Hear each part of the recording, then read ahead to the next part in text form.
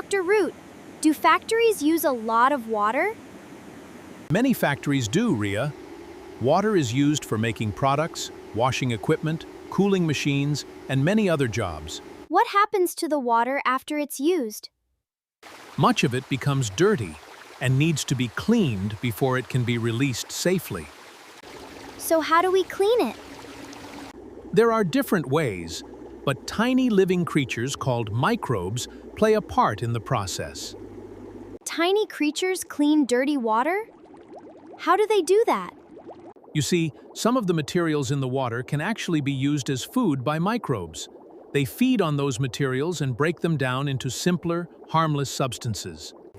So they break down the waste, making the water a little less polluted. Exactly. And to get the job done, we bring in two different teams of microbial heroes, depending on whether they need oxygen or not. Interesting.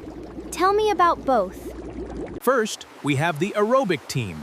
These little guys are like high-energy athletes. They need oxygen to work, so we bubble air into their special water tank. So they need a breeze to clean the grease. That's a fun way to remember it. Then there's the Anaerobic Team. They work best without oxygen, inside sealed tanks. They're especially good at breaking down wastewater packed with lots of organic waste.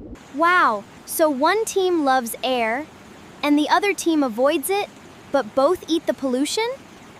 Spot on! Working together, they clean different layers of the mess. Wow. Yes.